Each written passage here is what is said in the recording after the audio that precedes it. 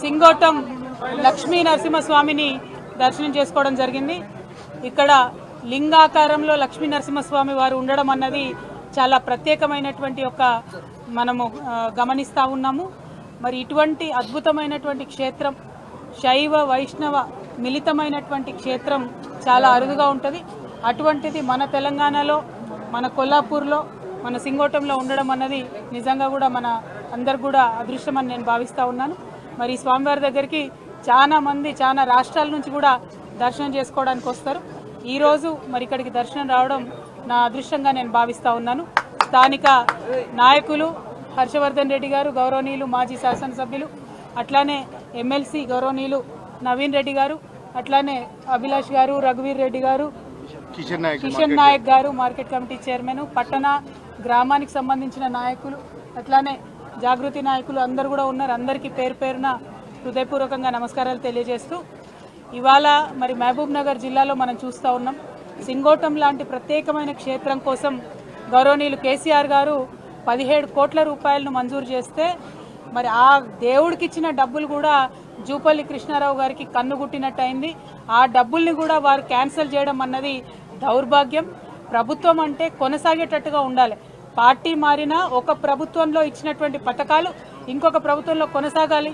దానివల్ల ప్రజలకు లాభం జరగాలి. కానీ ఏదో ప్రజల మీద కక్ష పట్టినట్టు, సింగోటం దేవుడి మీద కక్ష పట్టినట్టు కేసీఆర్ గారు ఇచ్చినటువంటి 17 కోట్ల రూపాయలను క్యాన్సిల్ చేయడం అన్నది చాలా దారుణం. తక్షణమే ఆ క్యాన్సిల్ చేసినటువంటి డబ్బుల్ని రిలీజ్ చేయాలి.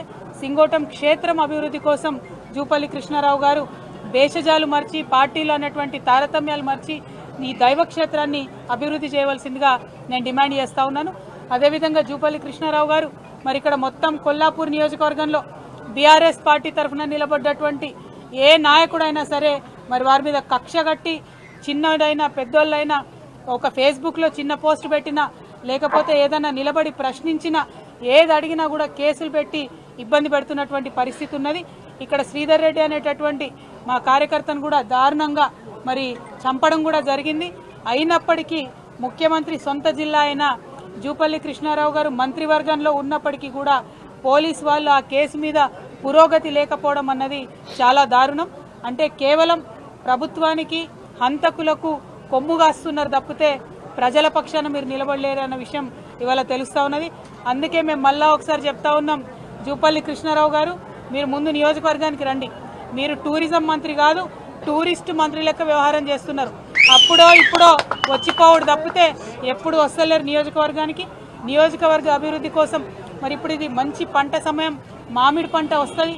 అద్భుతమైనటువంటి పంట ఇక్కడ నుంచి కొల్లాపూర్ నుంచి దేశవ్యాప్తంగా మామిడికాయలు కూడా మనం పంపిస్తాం.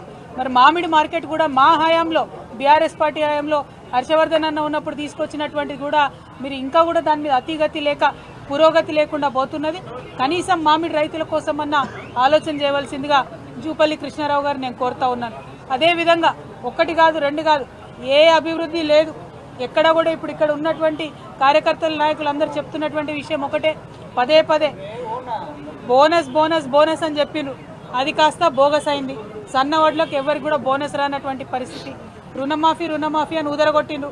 అది కూడా ఎవరికి వస్తున్నటువంటి పరిస్థితి లేదు. రైతు భరోసా అన్నారు. ఎప్పుడు జనవరి 26 నాటికే, ఇగో ఈ జిల్లా బిడ్డనే ముఖ్యమంత్రి గారు ఏమన్నారు, జనవరి 26 నాడు టకీ టకీ టకీ అని రైతు బంధు పడుతున్నాడు. మరి ఇంతవరకు అయితే పడుతున్న పరిస్థితి లేదు.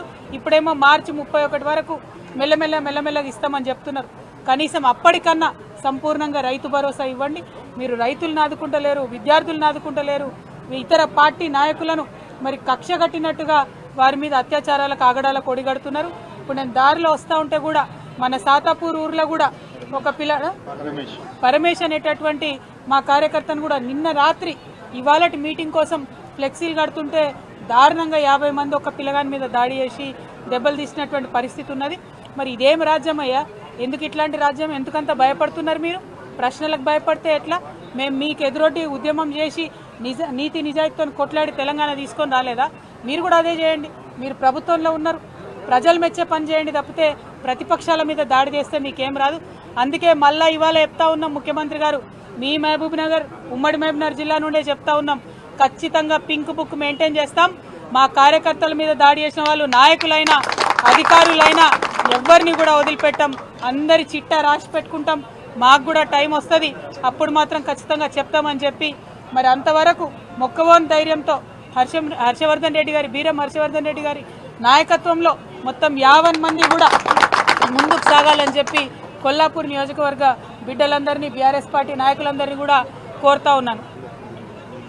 అదేవిధంగా తర్వాత మాట్లాడతాను. Thank you. జై తెలంగాణ, జై తెలంగాణ.